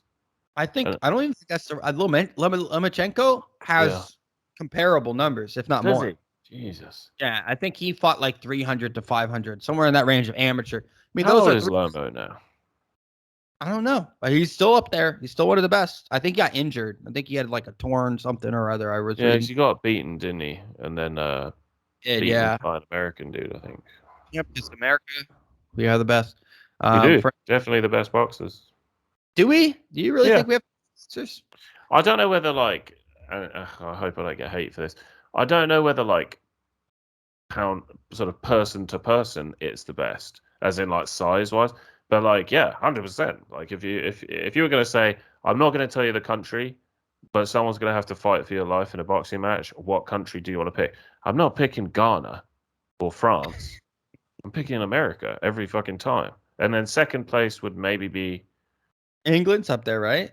it would be Russia, the Ukraine, the UK, Mexico, or Cuba. Did you know boxing is banned in Cuba? I didn't know It's that. crazy, like how many good fighters. So professional boxing is banned in Cuba because the government, the communist government, this is a long time ago, by the way, like 50 years ago. Whatever his name is, fucking knobheads wear the T-shirt of him. Che? It's probably Che or the other one. Anyway, they basically decided that it would encourage street brawls, so they were no longer going to have professional boxing. I mean, honestly, So there was a yeah. guy that got on a raft. Yeah, that's true. There's a guy that got on a raft and went to Miami to because he had a kid and he Yeah. couldn't feed his kid, Oh, what was his name? I really wish I could remember. But yeah, anyway, got a raft. Went to. Oh, was it? It wasn't. I don't know. He eventually was being looked after by Mayweather, by Floyd Mayweather. Um, and yeah, he basically got a raft, went to Miami. I'm probably lying. He probably got an airplane and went to Miami, but he snuck out because I think it was at some like boxing conference, and that was it. And they sent them to America, I think, and he snuck out while he was there and said, "I'm defecting. Like, please, can I have?" And obviously, I think Floyd helped him out. And at some point, 50 Cent kind of took over from someone, and it was all a bit dubious. But I can't remember his name. But he was a great fighter, and I think after his first loss, it really knocked his confidence. But anyway, made lots of money, got out of that communist hellhole. Even though it's a nice country, and I'm sure the people are good, but I'm not digging but just the idea of banning boxing is up there with banning guns or banning sport, any other It's sport. all about a Western imperialism, you know. Like I see people on Twitter. I follow a couple commies, like hardcore commies, and they all like it. It blows my mind the cognitive dissonance, the disconnection, because I have to ask myself how much of what I know about Cuba is propaganda. That's fair. There is Western Yep. propaganda. Same thing with Russia or any other, Venezuela, like, Palestine or Israel stuff. Like, I'm like, how Yep. much of what am I seeing getting through to me? So I follow like these really crazy people on Twitter that I completely reject everything. And they'll Yeah. show pictures of like North Korea. And they're like, look, Pyongyang is a really nice city. And I'm It's a like, happening place, dude. yeah, and I'm just sitting there. I'm like, what, dude, listen. I'm like, I understand you have a certain worldview, but to prop up death camps, Yeah. like to prop up this stuff, is like just hold on a second. Not everything is propaganda, man. Like there are people who leave these countries, like Yeonmi Park, and it's like, hey, people are cannibals. They eat kids. They eat rats to survive. We eat Well, grass and this, that, yeah. or the other because of the system there. And I just go, and this is the same thing with people who believe in constitutional republics or monarchies or whatever. And they go, but Mm. look, and like, no offense to anything you've said before, so No, don't take no, this out I'm of not. context. No, I'm not. I'm not. It's just like the queen makes us money. And it's like, Oh, come okay. on, that's directed at me. Yeah, I'm kidding. I'm kidding. But Don't he take just offense goes, to this. But it's like verbatim, America. No. I get it. But it just goes like, in the United States, we have a constitutional republic. It's like, okay, yes, we do, and we do evil shit too. It's not trying to, but like, why can't we just look at communist regimes and say that's some evil stuff, and maybe there's some small percentages of good stuff that people can Oh, argue about. absolutely, there is. You don't need to have as much food in the country if you're not feeding everyone appropriately. Exactly. Like, you don't have to worry about obesity. You don't have to That's worry about cool. paying people a Um, decent wage. Like, if you you know, want to get. they have free medical care. It's just really bad medical care, but it's Yeah. free. Yeah. Like, hey, At but one the thing hospital. is our system, because what we have in this country is not capitalism. What you have in your country is not capitalism. It's No. corporatism. It's not really a free market. It's so tightly regulated and controlled. Yeah. Yeah, it kind of defeats it's just over government or governmentization. But there is something to be said. Like, yeah, all our countries have a lot of evils to do it. But if we can be objective and just look at like North Korea and Cuba as examples, those people aren't living like luxurious lives, Absolutely not. except for the very small Yeah. percentage. There is something to be said about Western society in general, not always, Yeah. that the lowest poverty here is some of the richest people in the world. That's a fact. That is a fact. Now our government is trying to change that. Yeah. Mine especially through inflation, and they're like, oh, everything's transitory. Oh, inflation's transitory. We'll go back down, this, that, or the other. But Dude, do you know what was pretty frightening? Okay, a really, really, really good friend of mine who probably good wisely is not particularly into politics because I think it just drives him mad. And I definitely understand that. He said to me today, something about, well, he brought up the fact that they're trying to they're trying to kind of put a downer, like a downward slant on ownership. A Delwood? What is that? A downward. Downward. A Oh, downward. I was like, you I'll English just speak American. bastard. You gotta tell me this shit, man. I don't know what It's these words mean. a downward A slant. A downward. downward slant on ownership. Yeah. The That's fact happening. that he brought that up was like, holy shit. So this dude, very good friend of mine, who is not into politics, has noticed that society and the media is clearly pushing the fact that ownership is not a good thing on Yeah. people and normies like him. The fact that as a normie he's noticed that means that anybody that thinks that this is all, oh, you're just imagining it, or oh, it'll never happen, like it's happening, and normies are seeing it happen. Yes. I think the goal is there's two reasons why I'm thinking what, like, big equity firms or like Wall Street people like Blackstone or whatever, Black Lab or whatever they're called. All these companies are buying up property. There's a couple of reasons. One, our dollar is going down in value because of the increased inflation. Assets always maintain a good proportion of their value. They will always be worth something, you know? So there's that. I think that's important to recognize. Two, I think I look at all the immigration that is coming, open borders type stuff happening at our southern border. I mean, we're talking, it's insane. It literally is insane. But I sit there and I go, okay, what are we moving in? New slave class. That's what we're moving in. A new slave wage class, like just like we did. But what's going to happen is, where are these people going to have to live? Where are these people going to live? Right. And that's a big thing. So these firms are buying up property. Just now, hear me out. This is crazy. This is conspiracy a little bit. I just want to remind you people, this is what I would think is going to happen. So they're going to try to pass, like, legalize all these people, give them amnesty or something. That's something that is in the work. There's roughly anywhere between 15 to 30 million. They're not even really sure how many illegals are here. Well, where are these people going to live legally? So what's going to happen is and this is the same thing that happened when I think it was Reagan gave amnesty. When all these, like, guys that moved from the East Coast to the West Coast, buying up property that was relatively cheap, compared to, because it was still a growing area, but all the prices went up because all the illegal immigrants lived in California. So you saw this big giant surge of pricing of housing because now these people could buy homes because they were legal citizens. They could buy homes, rent property on the books, didn't have to be off the books. So now it actually affected the housing market. So a lot of these people that lived in California think they're fucking geniuses. Oh, I just got in at the right time. I'm this, I'm that, or the other. So what Wall Street must recognize is, well, we got a lot of people that could become legal. So we need to get up assets. Right. Okay. Right. And so now we're going to have control these assets.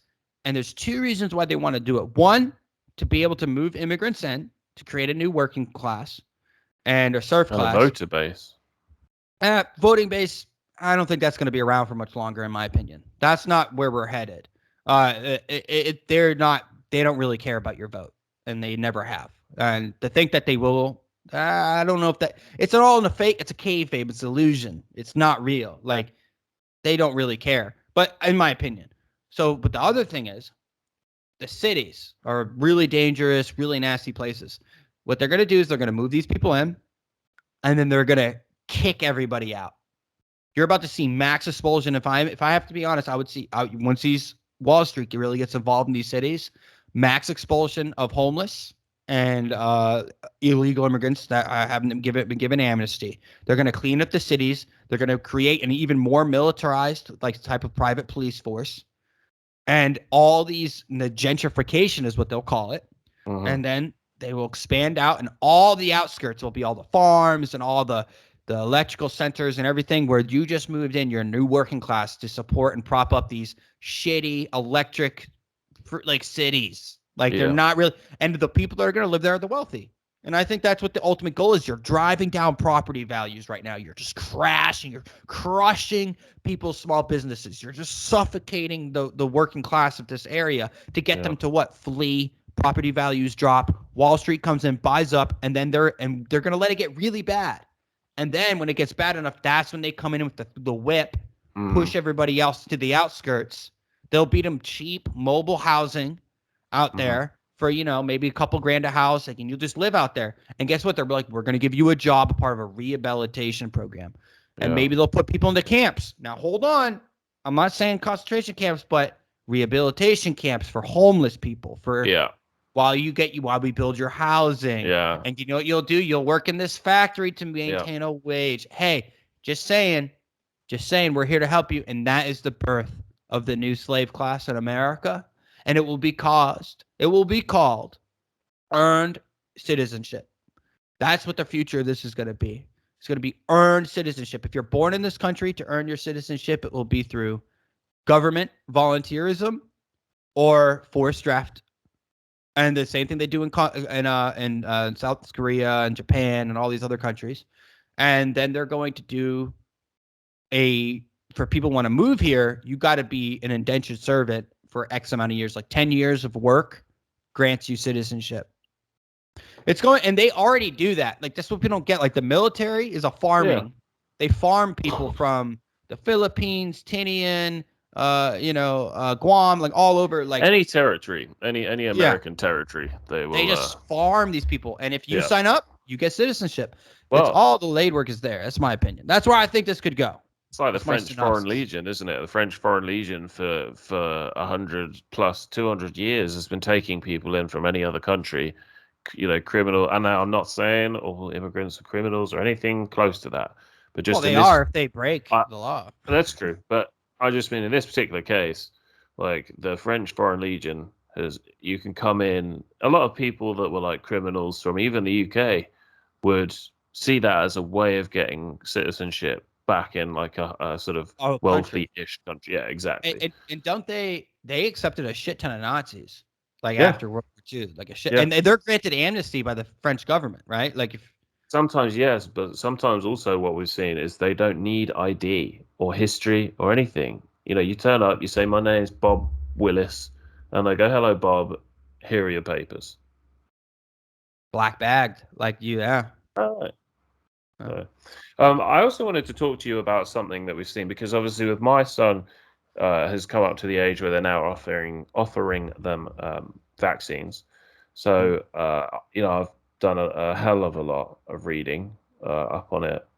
I've talked to him about it, and obviously because he's a child, the decision will be mine. But I want him to be comfortable in it.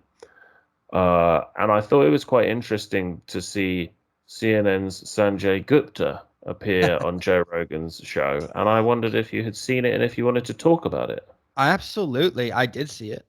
Okay. And I watched in defense of Sanjay Gupta, I did watch the entire Joe Rogan episode. So I did not just listen to the clip and then I thought the interview was pretty good, but there were Joe Rogan, there was those couple moments where he's like, what the fuck are you talking about? Like, there was a couple like, no. Like, you are ABCD. And like, when it came to and the thing that really bothered me about Sanjay Gupta is like, this is the proof that these doctors on television are just shills. They are not there to actually provide you like skeptic experience or like viewpoints or like to answer your genuine questions. They're not there for that. No, they're to produce a narrative. They work for a corporation, and whatever, and that corporation is motivated by what? Two things: money and power. That's it. Those are the two things that they're motivated by. So you go, okay.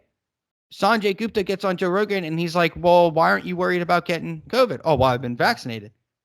And you're like, okay, so why the people that have kids that have very low risk, and the guy can't even sit there and just let it go. Like, they can't let it go. Like, the narrative. It's like, no. It's the same exact thing for young people. You're 51. Yeah. And it pisses me. And I was getting so irritated because I think Joe is a professional.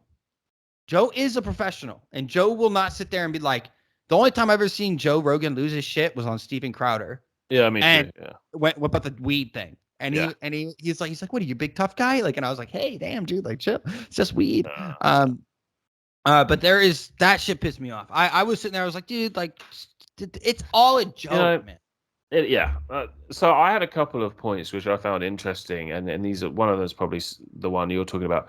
So Joe said to him at one point, he brought up there's been a UK, Oxford University, and Israeli studies showing that if you're prepubescent, you are something in the region of 15 to 20 times more likely to suffer from the jab than to suffer from complications, not death, long-term complications from COVID.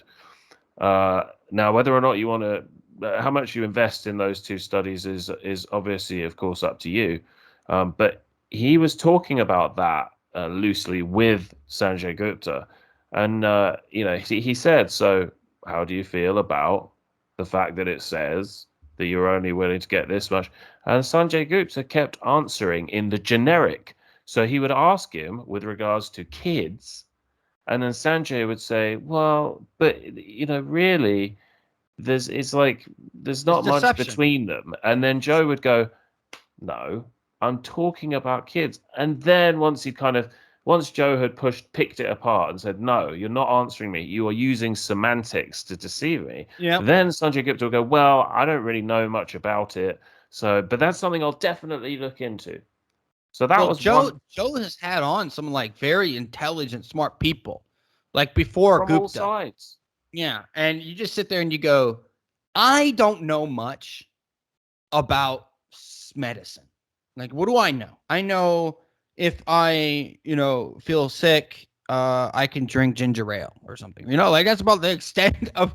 I might know to ice my knee or something. I don't know. Yeah. That's But I that's know what about you mean. it. He knows the basics. But I'm sitting here and I'm going like, you're a fucking doctor. Yeah. Like, dude, how can you not? So why do you feel this way? Why I feel this way because of this study. Are there studies that dispute that? Dispute that? Well, I don't know. I haven't looked. What the fuck? I know. Like, what the fuck? It was Like, and this, crazy. and this is the thing. This is destroying like public health.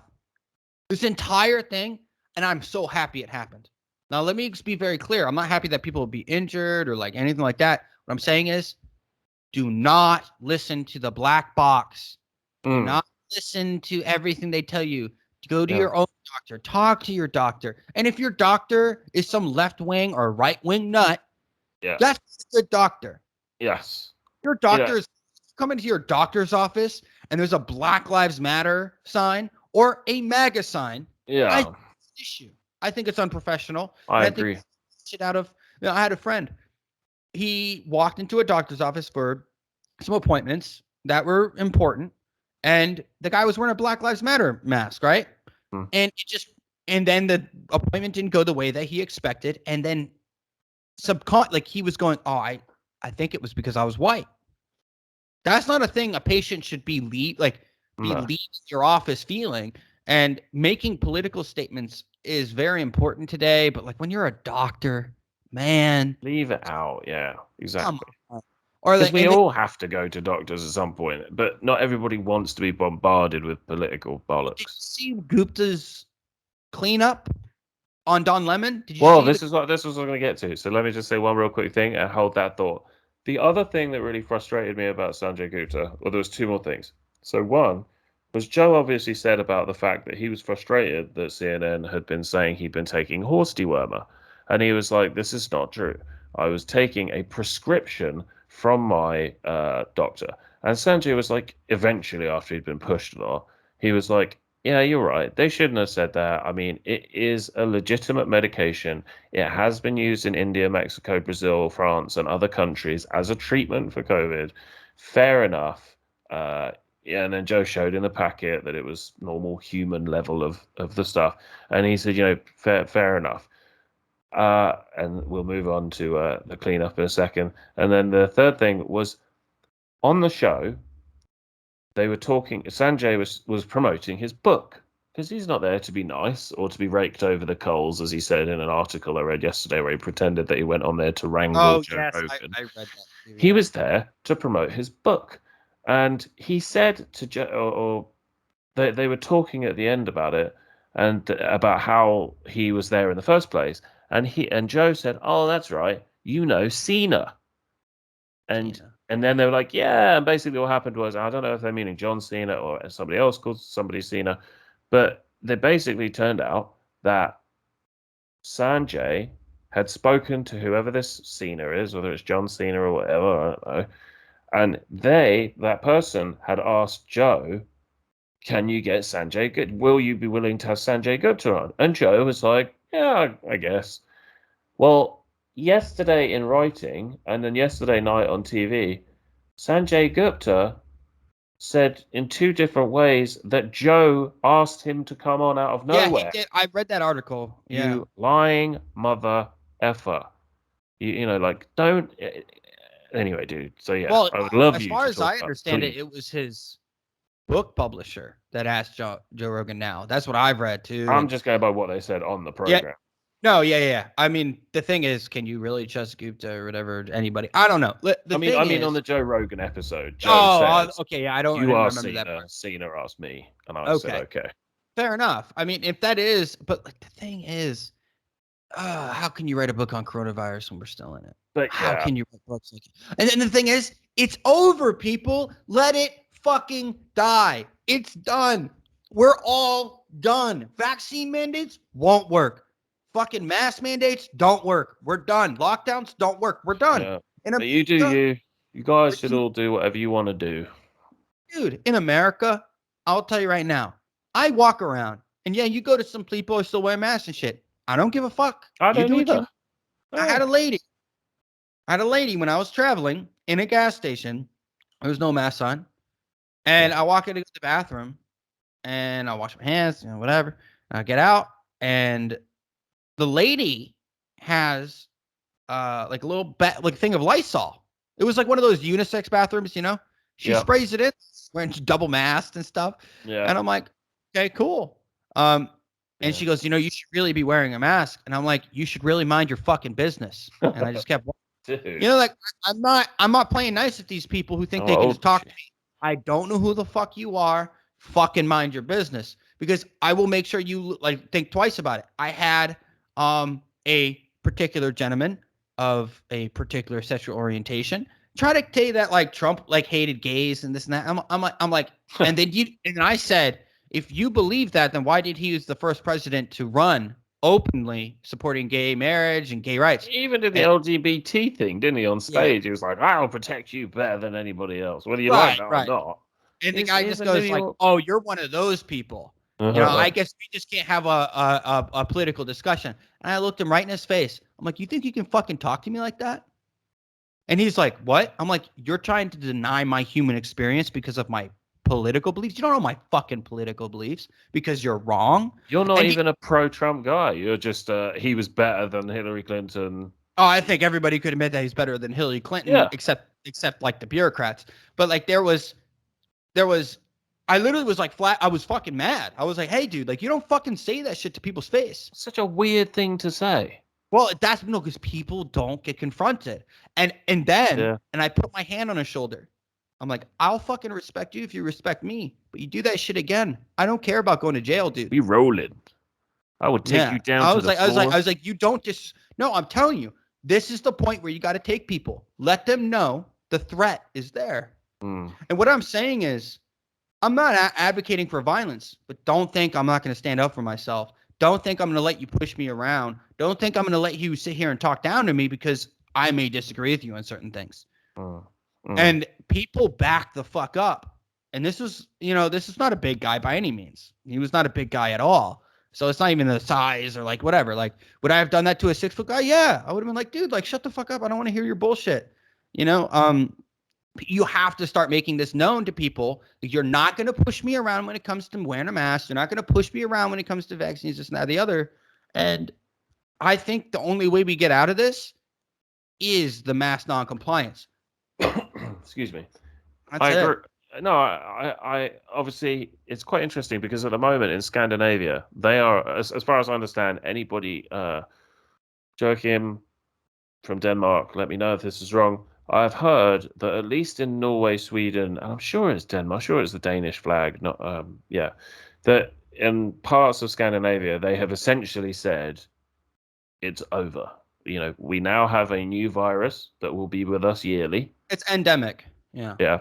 And if you want to deal with that, you can do through ways of vaccinations and through ways of, I can't remember the other word that you can treat it with. Not the product, but the word, something beginning with P, I think. If you want to wear masks, you can wear masks. If you want to wash your hands 10 times a day instead of 4, then you can do that. This is our new world. Proceed. And if that is the case, then great, because that is the way we should be. And what I find very interesting is today, a Conservative MP in the UK was stabbed. Yeah, I've heard And about this. I was it's going to bring it never, up. yeah, and it's never, ever the other way around. You will Not never yet. see, not yet, you will never see Labour signs defaced. So Labour is like our version of the Democrats. I mean, we have a party called the Liberal Democrats, but they're basically just a nothing party. They're kind of like a corporate version of Labour. So Which is like, already corporate. yeah, exactly.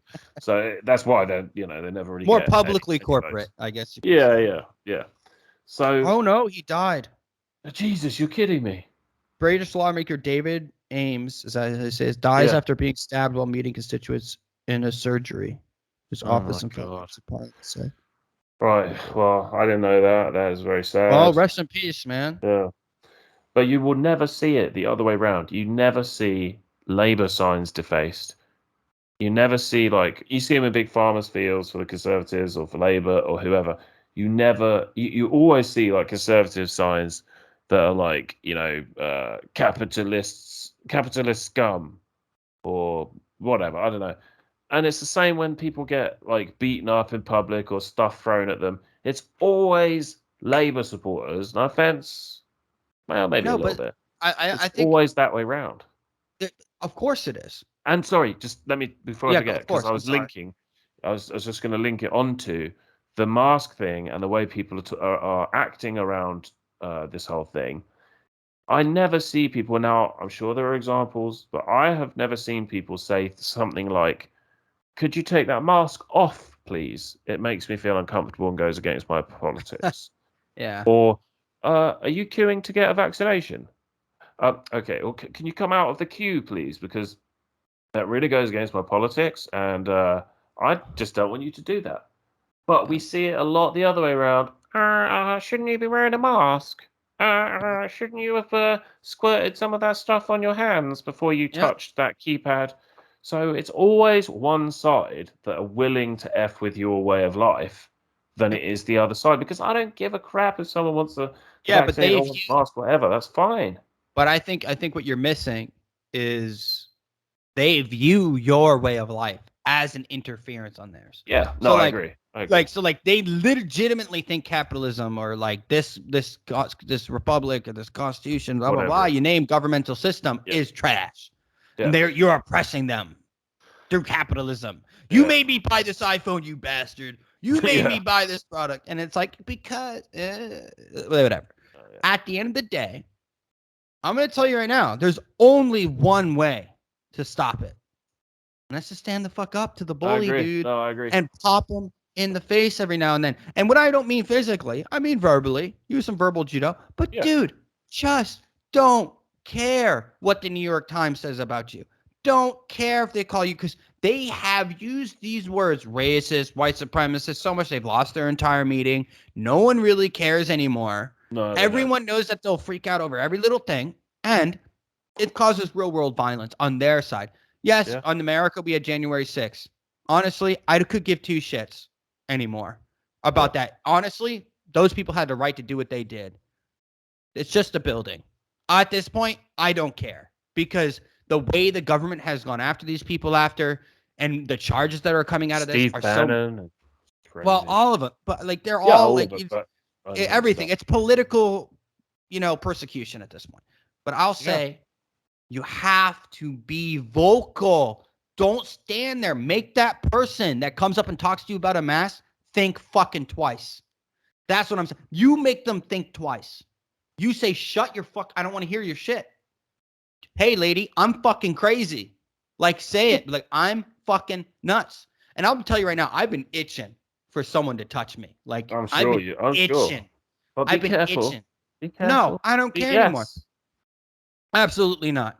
Listen, because like there is a point where in society, when this side has been going to war, okay, they've been going to war against us, against like people who just want to be left alone. People. No, people who want to be left the fuck alone have been getting attacked, right? Yeah. No, I think the normies are part of the problem because they're just absent. But they just in this country, when you speak to normal people, like people I would consider normal, they always feel how we feel. No, I know they do, but they're just as stupid to sit there and be silent then. Listen, normies, Yeah, I'm not saying that to be disrespectful, but wake the fuck up. I'm sick of sitting here having to sit there and go, it'll happen, it'll happen, it'll happen. And guess what? Honestly, I don't care if you come or not. Because you'll be the one that's thrown in first. I don't care. I don't care. I would if you want to sit, if you want to sit there and live in the world where you can be stabbed or shot or killed for having a political belief, it's because you let them get there. You let those people go to that level without defending yourself. Yeah. When you let the corporate press sit there and call you a white supremacist and fire people for saying something off color, like, or, oh, it's just 2 weeks. It's just this. It's just that. This is where it leads because the left doesn't care about the rules. There are no rules for them. It seems that way, doesn't it? Like when you look at like Trump tried to do like one thing in his presidency was like the Muslim, the quote unquote Muslim travel ban from these countries with high Obama's. And it went, but it got shot down by the Supreme Court. Never did anything ever again. I think Will Chamberlain talked about that. Never really. I haven't listened to that whole thing yet. It's pretty good. It's okay. It's all right. Oh, I'm doing like this massively long montage of every time Ian loses his mind and every time Tim loses his shit on Ian. Oh yes. And it's like half an hour long already, and I'm only like a quarter of the way through. I will say that bothers me a little bit, just the way he treats Ian sometimes. But Ian needs to stand up for himself, I think. If I was Ian, because I connect with Ian on some level, because I get Ian's brain path. Like I get his way, like how he works, because my brain works very similarly. And I get people like, oh, you're jumping around. I'm like, in my head, I didn't. Like I made the connection, So I understand, but Ian will leave that show. Ian will. The only reason he stayed there is because of the money. No, I mean Ian will leave. Ian is the type of dude that will take a lot of shit, but there is that point where Ian will just be like, you know what, fuck it, I'm out. You definitely think one day he'll just go, I'm done. Yeah, I don't think anyone can take that like that in publicly being shamed. Yeah, he is ridiculed publicly. Yeah. No, I know, not fuck the fans, fuck the people. I'm talking Tim. The way Tim talks to him, I would smack Tim. That's what I'm saying. If I was there, I would be like afterwards. I'm like, hey, dude, you fucking do that again. Like, you can fire me right now, but I am a man, and I will not be talked to like that. I think that's how Adam was. Adam was like, hey, I agree. You don't fucking do that. Like, don't fucking talk to. If you think I'm wrong, that's fine, but you don't talk down to me. No, and I agree with that. Yeah. But I'm not sure. Listening to Ian like yesterday when he said that it's not necessarily the case that men, as a general, are stronger than women, as a general rule. And stuff like some of the stuff he said more recently, like I'd say the last 6 weeks. Ian never gets to expound either. A lot of the time he doesn't, but occasionally he does. I just think that Ian is at this sort of kind of stage in his life. Like he said, so bearing in mind he's 43, I think he's like a week short of 43. He's so young. I know, he does look young. But so he's 43. He is living in a kind of hippie commune with his friend, or kind of friend, that obviously treats him like crap. He's not really into guns and stuff. He wakes up at 6, does the podcast at 8, takes some shrooms and goes back to bed. Half the time he does the podcast, he's in pajamas. I just can't see him being the type of guy when he's living that life that would be happy to just throw it all away, because I could see him losing his temper sometimes, but then you can see him, he's very good at just quickly winding it all back in. Like, I'm terrible at that shit. Like, I lose my temper and I'm done for the next 2 or 3 hours. Like, I cannot, and he's very, I got to give him his dues. Like, he is very good when Tim says, "Ian, we are moving on to the next subject," and then Ian's just like, "Okay, yeah, whatever." I'm like, wow, I that's mean, pretty I'm impressive. sure he's making 40, 50 grand a year working for maybe Yeah. more. But the thing is, Ian, I can see it there, dude. I know. Listen, I'm a guy because I really care about, like, personally, like when I live with somebody, like I'm pretty like I try to be respectful. I'm like Mhm. super cognizant of what I'm doing. If I destroy something of yours, I'm gonna replace it instantly. I'm gonna do that. Like I destroyed a friend's pan. I fucked up. I Yeah. bought him a brand new one and I told him immediately, right? Stuff like that. And Yeah. I took like abuse, I guess you could say, like in a way, like being talked down to, I'm like, whatever, he's just high. Like I'll be like, but then it's every day. And Yeah. I did that for 3 months, right? Wow. And the constant, like, it was like a prison. And then do you know what I did? It happened literally like this. He texted me something after he blew me off, and I was like, I'm done. I'm moving. That was it. Yeah. Yeah. And I feel that is gonna happen with Ian once he has enough money, like Bitcoin or whatever. He's literally Yeah. gonna be like, you know what? I'm out. Like I don't need to be subject. Like what if you are in a relationship with a girl or whatever, and they talk to you the way Tim does talk to Ian? Oh, I know. He'd be fucking That done. would be fucking. That's not good. And what I'm saying is that can't be maintained, and like unless Tim just keeps increasingly paying him more, because it is.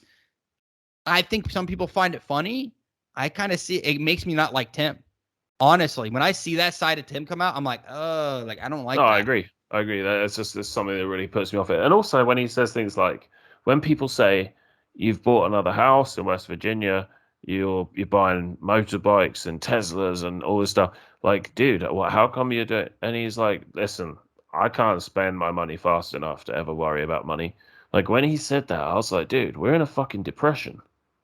Like, at Yeah, least think about. I don't give a fuck what anyone says. That is disrespectful to your audience. It just maybe. is. No, it is. I think you have a lot of. It doesn't bother me because I feel No, I'm not like saying it bothers every person, but there will be many people that are like, dude, I'm struggling to feed my kids. There might even be some people that are like, I followed your advice of quitting my well-paid job to stand up for my own morals, and now I'm kind of struggling a bit, and you're saying that you couldn't spend money fast enough to worry about spending money. I mean, to me personally, it doesn't bother me. But yeah, I can understand people. I just think people would be like, Tim is not telling you to give up your life. He's saying if you don't, your life may be forever controlled. And I think that's a fair point. Tim is free. Yeah, that's right.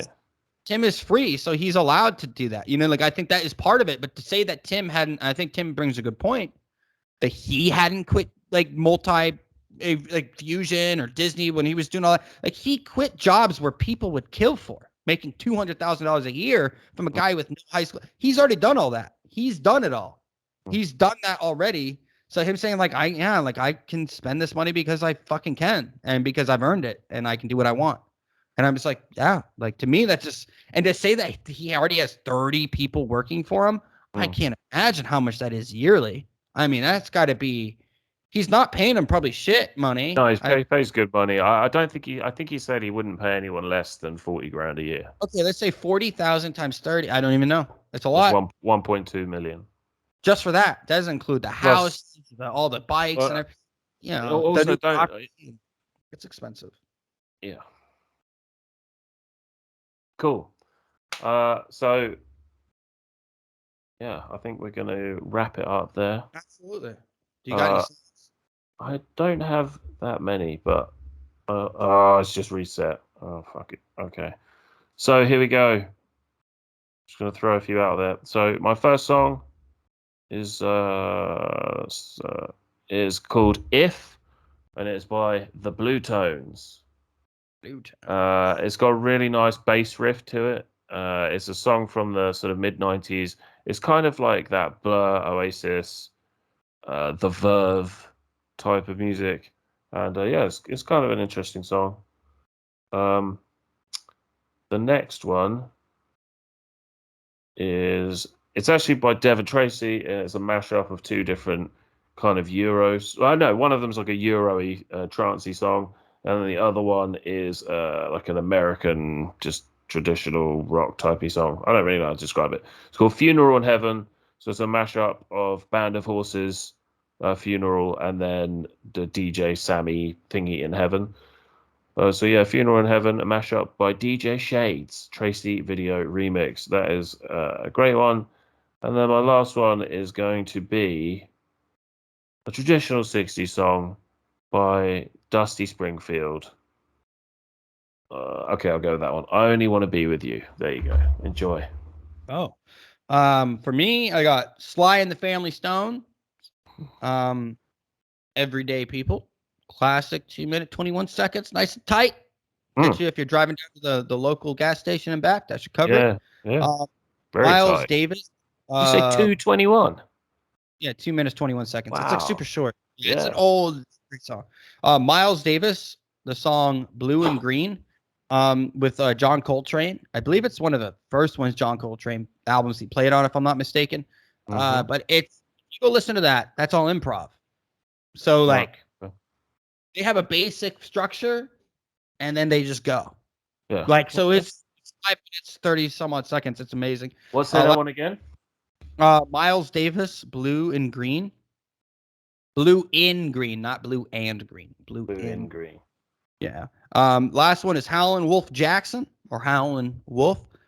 Smokestack Lightning. It's a great song. I love this old school stuff. It's just me. I'm really been into it lately. Yeah. Yeah. Do you have a movie? Howlin' Wolf Jackson's Smokestack. Smokestack Lightning. Okay. Yeah, I'm gonna go really. Do you know what? I did a video with Sean the other day about James Bond, and I talked about an old film I used to watch when I was a kid called The Dirt Bike Kid, and it was so cool. Like he managed to find the original trailer and put it in that, and man, yeah, that brought back memories. But yeah, I'm just gonna go with the Goonies. Go and watch the Goonies, the original. Enjoy, and try and forget that James Bond. Wait. Spoilers. So I'm just going to leave it there. Go and enjoy the Goonies. Yeah. My movie is No Time to Die, James Bond. I went and saw it. A lot of people. Don't do spoilers. No, I'm just gonna say. I'm not gonna say anything. I'm just gonna say. My brother gave it like a 5 or a 6 or something. My older brother, Sean Ryan, gave it like a 4.5 or 5. I personally, granted, I was really fucking stoned. Like I was really stoned. I loved it. I thought it was like a 7.5, 7.5. Like honestly, I feel like that's probably the most real score.